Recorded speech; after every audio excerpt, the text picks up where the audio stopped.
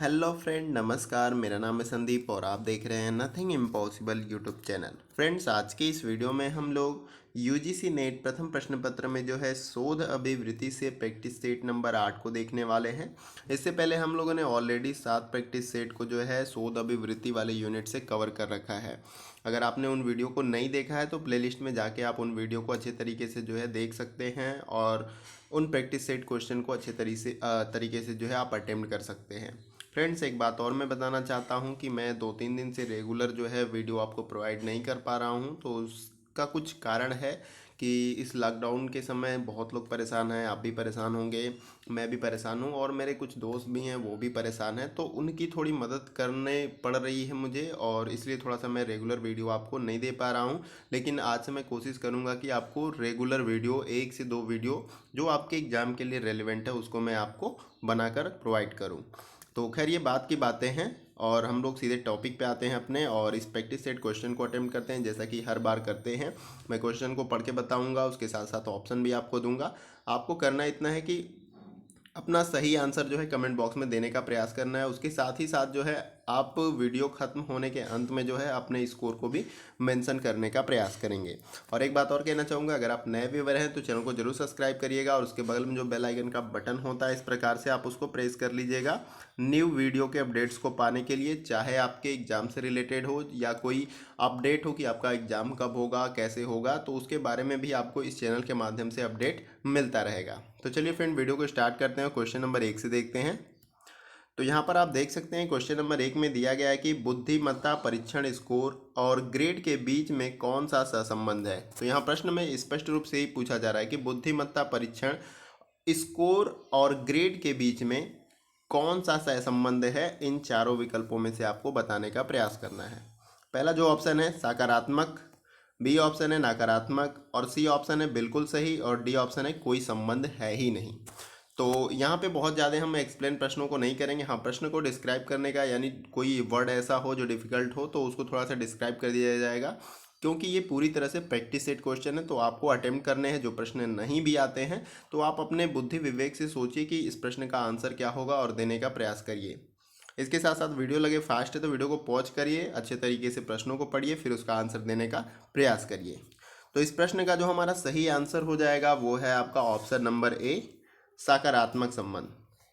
तो यहाँ प्रश्न में यही पूछा जा रहा है कि बुद्धि परीक्षण स्कोर और ग्रेड के बीच में जो संबंध है वो सकारात्मक संबंध होता है। तो अगर आपने ऑप्शन ए राइट आंसर लगाया है तो ये आपका राइट आंसर हो जाएगा। आइए अगले प्रश्न को देखते हैं। अगला प्रश्न हमारा है प्रश्न नंबर 2। इस प्रश्न में दिया गया है कि निम्नलिखित में से या इन चारों विकल्पों में से कौन से आंकड़े कार्ल पियर्सन के सहसंबंध गुणांक के उच्चतम मूल्य को प्रतिबिंबित करते हैं। उसके बारे में हमें बताना है कि कार्ल पियर्सन के सहसंबंध गुणांक के उच्चतम मूल्य को इन चारों विकल्पों में से कौन सा प्रतिबिंबित करता है। पहला ऑप्शन है +0.22, बी ऑप्शन दिया गया है -0.49, सी ऑप्शन दिया गया है +0.91 और डी ऑप्शन दिया गया है -0.92। तो आपको इसमें सही आंसर देने का प्रयास करना है। तो इसका जो राइट आंसर हमारा हो जाएगा वो है आपका ऑप्शन नंबर डी, -0.92। तो इस प्रश्न का हमारा ऑप्शन डी राइट आंसर हो जाएगा। अगर आपने ऑप्शन डी राइट आंसर लगाया है तो ये आपका सही उत्तर हो जाएगा। आइए अगले प्रश्न को देखते हैं। अगला प्रश्न हमारा है प्रश्न नंबर 3। इस प्रश्न में दिया गया है कि निम्नलिखित में से किस गुण को मापने के लिए लिकर्ट द्वारा विकसित प्रारूप जिसका व्यापक उपयोग प्रश्न पूछने के लिए किया जाता है उसे हमें बताना इन चारों विकल्पों में से कौन सा है।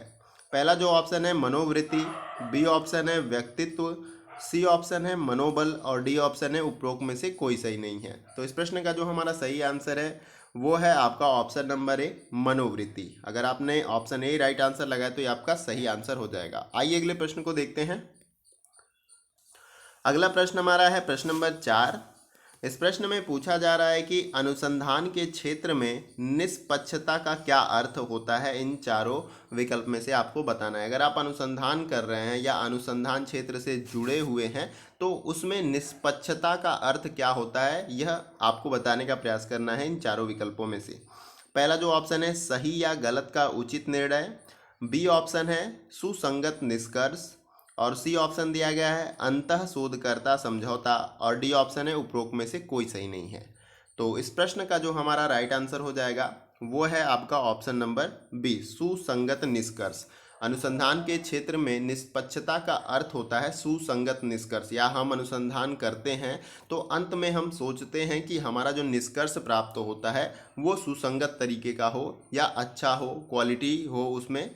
तो यहाँ पर ऑप्शन बी आपका राइट आंसर हो जाएगा अगर आपने ऑप्शन बी लगाया है तो। आइए अगले प्रश्न को देखते हैं। अगला प्रश्न हमारा है प्रश्न नंबर 5।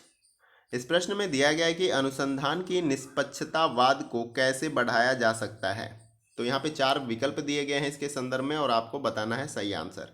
पहला जो ऑप्शन दिया गया है निष्पक्षता के माध्यम से, बी ऑप्शन दिया गया है विश्वसनीयता के माध्यम से, या सी ऑप्शन वैधता के माध्यम से, या तो फिर आपका ऑप्शन डी उपरोक्त में से कोई सही नहीं है। तो इस प्रश्न का जो हमारा सही आंसर होगा वो है आपका ऑप्शन नंबर डी, उपरोक्त में से सभी। तो प्रश्न में यही पूछा जा रहा है आप सभी से कि अनुसंधान की निष्पक्षतावाद को कैसे बढ़ाया जा सकता है। तो निष्पक्षता के माध्यम से भी बढ़ाया जा सकता है, उसके साथ साथ विश्वसनीयता के माध्यम से, फिर उसके बाद वैधता के माध्यम से। तो ये तीनों आपका इस प्रश्न के संदर्भ में सही आंसर हो जाएंगे, इसलिए हमारा ऑप्शन डी राइट आंसर हो जाएगा इस प्रश्न का। प्रश्न में एक बार मैं इसको और डिस्क्राइब करने का प्रयास करूंगा कि अनुसंधान की निष्पक्षता यानी कि बिना किसी भेदभाव, निष्पक्षता का मतलब कोई भेदभाव नहीं कि हम रिसर्च कर रहे हैं तो किसी पर्टिकुलर चीज़ को बहुत ही बेहतर तरीके से बता दें, ऐसा अनुसंधान में नहीं होना चाहिए। तो यही बताया जा रहा है कि अनुसंधान की निष्पक्षतावाद को किस प्रकार से जो है अच्छा किया जा सकता है या बढ़ाया जा सकता है। तो निष्पक्ष यानी रिसर्च किसी एक पर्टिकुलर चीज़ को जो है उसमें बेहतर नहीं बता सकता है, जो उचित है, जो आंकड़े कहते हैं उसके आधार पर उसको बताना चाहिए। विश्वसनीयता हो, आपकी जो रिसर्च आपने किया है उसमें जो है क्वालिटी होनी चाहिए, ट्रस्टेबल हो, विश्वसनीयता हो। फिर उसके साथ साथ ऑप्शन सी दिया गया है वैधता के माध्यम से, यानी कि उसकी वैलिडिटी क्या है, वैधता क्या है। तो इस प्रकार से ये तीनों आपका राइट हो जाएगा इस प्रश्न के अकॉर्डिंग, इसीलिए मैंने ऑप्शन डी आपको राइट आंसर बताया। तो अगर ऑप्शन डी आपने लगाया तो ये आपका राइट आंसर हो जाएगा। आइए अगले प्रश्न को देखते हैं। अगला प्रश्न हमारा है प्रश्न नंबर 6। इस प्रश्न में दिया गया है कि निम्नलिखित में से कौन सी वैधता ऐसी विशेषता को मापने से संबंधित है जिसका प्रत्यक्ष अवलोकन नहीं किया जा सकता, पर यह कल्पना की जा सकती है कि उसका अस्तित्व है। तो इन चारों विकल्पों में से आपको इसका सही आंसर बताने का प्रयास करना है। पहला जो ऑप्शन है अंकित वैधता, यहाँ पे टाइप में थोड़ा सा मिस्टेक है, यहाँ पे बी होगा लेकिन ऑप्शन आपका राइट आंसर है। मानदंड वैधता, फिर उसके बाद यहाँ पर सी ऑप्शन दिया गया है निर्माण वैधता, फिर उसके बाद डी ऑप्शन दिया गया है सामग्री वैधता। तो इस प्रश्न का जो हमारा राइट आंसर हो जाएगा वो है आपका ऑप्शन नंबर बी, निर्माण वैधता। ये हमारा तीसरे नंबर पे है, लेकिन आपके ये राइट आंसर हो जाएगा। बी यहाँ पर होना चाहिए और सी यहाँ पर, लेकिन यहाँ पे टाइप में बहुत सारा कुछ टाइप करना होता है, थोड़ा सा मिसईरर हो जाता है, लेकिन आपका ऑप्शन करेक्ट है। तो ऑप्शन बी अगर आपने राइट आंसर लगाया तो ये आपका राइट आंसर हो जाएगा इस प्रश्न का। आइए अगले प्रश्न को देखते हैं। अगला प्रश्न हमारा है प्रश्न नंबर 7। इस प्रश्न में पूछा जा रहा है कि क्षेत्र अध्ययन किन परिस्थितियों से संबंधित होता है इन चारों विकल्पों में से। पहला जो ऑप्शन है वास्तविक जीवन की स्थितियों से, बी ऑप्शन है प्रयोगात्मक स्थितियों से, और सी ऑप्शन दिया गया है प्रयोगशाला स्थितियों से, और डी ऑप्शन दिया गया उपरोक्त में से आपका कोई आंसर सही नहीं है। तो इस प्रश्न का जो हमारा राइट आंसर हो जाएगा वो है आपका ऑप्शन नंबर ए, वास्तविक जीवन की स्थितियों से जो है क्षेत्र अध्ययन की परिस्थितियां जो है संबंधित होती हैं। अगला प्रश्न देखते हैं। अगला प्रश्न हमारा है प्रश्न नंबर 8। इस प्रश्न में पूछा जा रहा है कि निम्नलिखित में से कौन सी वैधता सत्यापित करती है कि माप की विधि उस विषय वस्तु को माप सकने में सक्षम है जिसके लिए वह अपेक्षित है। तो इन चारों विकल्पों में से इसका आपको सही आंसर बताना है। पहला जो ऑप्शन है सामग्री वैधता, बी ऑप्शन है निर्माण वैधता, सी ऑप्शन है अंकित वैधता, और डी ऑप्शन है मापदंड वैधता। तो इस प्रश्न का जो हमारा राइट आंसर हो जाएगा वो है आपका ऑप्शन नंबर ए, सामग्री वैधता। तो अगर आपने ऑप्शन ए राइट आंसर लगाया तो ये आपका राइट आंसर हो जाएगा। आइए अगले प्रश्न को देखते हैं। अगला प्रश्न हमारा होगा प्रश्न नंबर 9। इस प्रश्न में पूछा जा रहा है कि निम्नलिखित में से या इन चारों विकल्पों में से कौन सी वैधता शोध अध्ययन के परिणामों के अध्ययन से परे स्थितियों के लिए भी लागू होते हैं अर्थात जिस सीमा तक निष्कर्षों को सामान्यीकृत किया जा सकता है। तो इन चारों विकल्पों में से इसका सही आंसर आपको बताने का प्रयास करना है।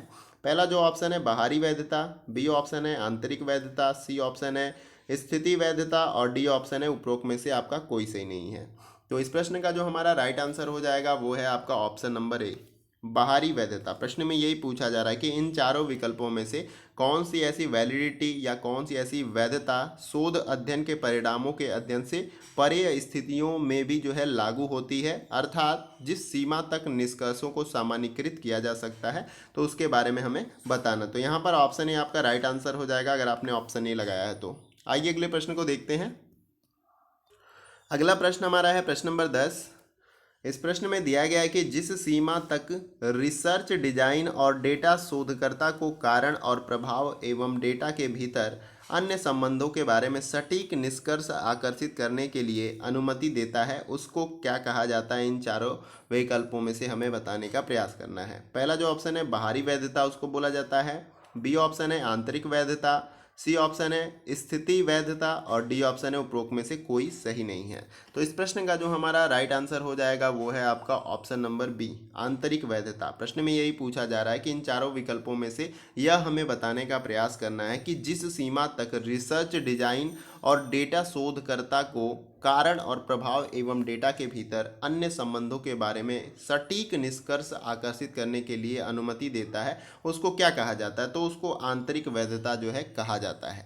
आइए अगले प्रश्न को देखते हैं। अगला प्रश्न हमारा है प्रश्न नंबर 11।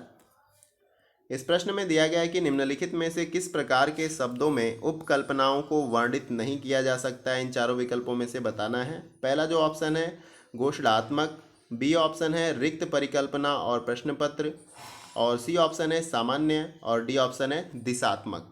तो इस प्रश्न का जो हमारा सही आंसर हो जाएगा वो आपका है option number C. Option number C आपका राइट आंसर हो जाएगा सामान्य। प्रश्न में ये पूछा जा रहा है कि इन चारों विकल्पों में से किस प्रकार के शब्दों में उपकल्पनाओं को वर्णित नहीं किया जा सकता है। तो सामान्य प्रकार के अगर शब्द हैं तो उसमें उपकल्पनाओं को वर्णित नहीं किया जा सकता है। तो ऑप्शन सी अगर आपने राइट आंसर लगाया तो ये आपका राइट आंसर हो जाएगा। आइए अगले प्रश्न को देखते हैं। अगला प्रश्न हमारा है प्रश्न नंबर 12। इस प्रश्न में दिया गया है कि निम्नलिखित में से कौन सा शब्द एक ऐसी स्थिति के वर्णन के लिए प्रयोग किया जाएगा जब एक शोध उस चर या आयाम को माप सकता है जिसके लिए वह बना है। तो इसके बारे में हमें बताना है इन चारों विकल्पों में से। पहला ऑप्शन है वैधता, बी ऑप्शन है उपयुक्तता, सी ऑप्शन है विश्वसनीयता और डी ऑप्शन है उपरोक्त में से कोई सही नहीं है। तो इसका जो राइट आंसर हमारा हो जाएगा वो है आपका ऑप्शन नंबर ए, वैधता। अगर आपने ऑप्शन ही लगाया तो ये आपका राइट आंसर हो जाएगा। आइए अगले प्रश्न को देखते हैं। अगला प्रश्न हमारा है प्रश्न नंबर 13। इस प्रश्न में दिया गया है कि निम्नलिखित में से कौन सी अनुसंधान की विशेषता नहीं है। इन चारों विकल्पों में से हमें बताना है कि जो अनुसंधान की विशेषता नहीं है उसके बारे में बताना है। पहला जो ऑप्शन है अनुसंधान व्यवस्थित है, बी ऑप्शन है अनुसंधान एक प्रक्रिया नहीं है, सी ऑप्शन है अनुसंधान समस्या उन्मुख है और डी ऑप्शन है अनुसंधान निष्क्रिय नहीं है। तो इस प्रश्न का जो हमारा राइट आंसर हो जाएगा वो है आपका ऑप्शन नंबर बी, अनुसंधान एक प्रक्रिया नहीं है। तो यहाँ प्रश्न में यही पूछा जा रहा है कि इन चारों विकल्पों में से हमें यह बताने का प्रयास करना है कि इनमें से कौन सी एक अनुसंधान की विशेषता नहीं है। तो अनुसंधान एक प्रक्रिया नहीं है, तो ये जो है हमारा ऑप्शन भी राइट आंसर हो जाएगा क्योंकि यह एक अनुसंधान की विशेषता नहीं है। अगर आपने ऑप्शन बी राइट आंसर लगाया तो ये आपका राइट आंसर हो जाएगा। आइए अगले प्रश्न को देखते हैं। अगला प्रश्न हमारा है प्रश्न नंबर 14। इस प्रश्न में दिया गया है कि निम्नलिखित में से किसका शोध के परिणामों के सामान्यीकरण से निकटतम संबंध है। इन चारों विकल्पों में से उसको हमें बताने का प्रयास करना है। पहला जो ऑप्शन है बाहरी वैधता, बी ऑप्शन है निष्कर्ष और सी ऑप्शन है ए और बी दोनों सही है और डी ऑप्शन है उपरोक्त में से कोई नहीं सही है। तो इसका जो सही आंसर हमारा हो जाएगा वो है आपका ऑप्शन नंबर सी, दोनों ए और बी आपका दोनों सही हो जाएंगे, यानी कि बाहरी वैधता और निष्कर्ष। प्रश्न में ये पूछा गया है कि इन चारों विकल्पों में से किसका शोध के परिणामों के सामान्यीकरण से निकटतम संबंध है। तो बाहरी वैधता और निष्कर्ष का जो है सामान्यीकरण से निकटतम का संबंध होता है। तो अगर आपने ऑप्शन सी राइट आंसर लगाया तो ये आपका राइट आंसर हो जाएगा। आइए अगले प्रश्न को देखते हैं। अगला प्रश्न हमारा है प्रश्न नंबर 15। इस प्रश्न में दिया गया है कि एक शोध विधि या उपकरण जो शोधकर्ताओं को हर बार अलग परिणाम दे रहा है, ऐसी स्थिति को दर्शाने के लिए निम्नलिखित में से कौन सा विकल्प जो है सबसे ज़्यादा उपयुक्त है इन चारों ऑप्शन में से। पहला ऑप्शन है निम्न वैधता, और बी ऑप्शन है उच्च वैधता, और सी ऑप्शन है कम विश्वसनीयता, और डी ऑप्शन है उच्च विश्वसनीयता। तो इस प्रश्न का जो हमारा सही आंसर हो जाएगा वो है आपका ऑप्शन नंबर सी, कम विश्वसनीयता। तो प्रश्न में यही पूछने का प्रयास किया जा रहा है कि इन चारों विकल्पों में से एक शोध विधि या उपकरण जो कि शोधकर्ता को हर बार जो है अलग परिणाम दे रहा है, ऐसी स्थिति को दर्शाने के लिए इन चारों विकल्पों में से कौन सा विकल्प सबसे उपयुक्त है। तो इस प्रकार के जो रिसर्च होते हैं वो कम विश्वसनीय होते हैं, जिसमें अलग अलग हमारे परिणाम आते हैं। तो अगर आपने ऑप्शन सी राइट आंसर लगाया है तो ये आपका राइट आंसर हो जाएगा। आइए अगले प्रश्न को देखते हैं। अगला प्रश्न हमारा है प्रश्न नंबर 16। इस प्रश्न में दिया गया है कि निम्नलिखित में से कौन से शब्द का प्रयोग शोध निष्कर्षों की प्रामाणिकता के संदर्भ में होता है, इन चारों विकल्पों में से बताना है। पहला ऑप्शन है मौलिकता, बी ऑप्शन है वैधता, और सी ऑप्शन है वस्तुनिष्ठता, और डी ऑप्शन है उपरोक्त में से सभी। तो इस प्रश्न का जो हमारा सही आंसर हो जाएगा वो है आपका ऑप्शन नंबर डी, उपरोक्त में से सभी, यानी मौलिकता, वैधता और वस्तुनिष्ठता, ये तीनों आपका सही है। प्रश्न में यही पूछा गया है कि इन चारों विकल्पों में से कौन से ऐसे वर्ड या शब्द का प्रयोग शोध निष्कर्षों की प्रामाणिकता के संदर्भ में किया जाता है। तो मौलिकता, वैधता और वस्तुनिष्ठता, ये तीनों का जो है किया जाता है, इसीलिए हमारा ऑप्शन डी राइट आंसर हो जाएगा। आइए अगले प्रश्न को देखते हैं। अगला प्रश्न हमारा है प्रश्न नंबर 17। इसमें दिया गया है कि निम्नलिखित अनुसंधान में से कार्य साधन सदैव किसका अभिन्न भाग रहा है, इन चारों विकल्पों में से बताना है। पहला जो ऑप्शन है ऐतिहासिक अनुसंधान का, बी ऑप्शन है मौलिक अनुसंधान का, और सी ऑप्शन है वर्णात्मक अनुसंधान का, और डी ऑप्शन है प्रायोगिक अनुसंधान का। तो इस प्रश्न का जो हमारा राइट आंसर हो जाएगा वो है आपका ऑप्शन नंबर डी, प्रायोगिक अनुसंधान का। तो कार्य साधन सदैव किसका अभिन्न भाग रहा है, तो प्रायोगिक अनुसंधान का जो है यह अभिन्न भाग रहा है, कार्य साधन। तो यहाँ पर अगर आपने ऑप्शन डी राइट आंसर लगाया है तो ये आपका राइट आंसर हो जाएगा। आइए अगले प्रश्न को देखते हैं। अगला प्रश्न हमारा है प्रश्न नंबर 18। इस प्रश्न में पूछा जा रहा है कि निम्नलिखित में से या इन चारों विकल्पों में से किस शब्द का हम किसी व्यवहार को नियंत्रित करने के शिष्ट अनुमान को प्रकट करने के लिए उपयोग करते हैं, इन चारों विकल्पों में से हमें बताना है। पहला जो ऑप्शन है प्रयोगात्मक नियंत्रण, बी ऑप्शन दिया गया है उपकल्पना, और सी ऑप्शन है प्रयोगात्मक चर, और डी ऑप्शन है सिद्धांत।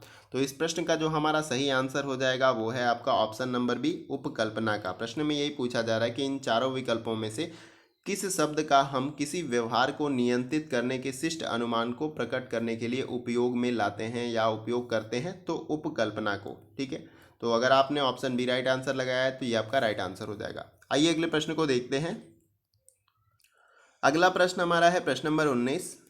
इस प्रश्न में पूछा जा रहा है कि विभिन्न उपकल्पनाओं की कार्यविधि का उपयोग किस स्थिति में किया जाना चाहिए।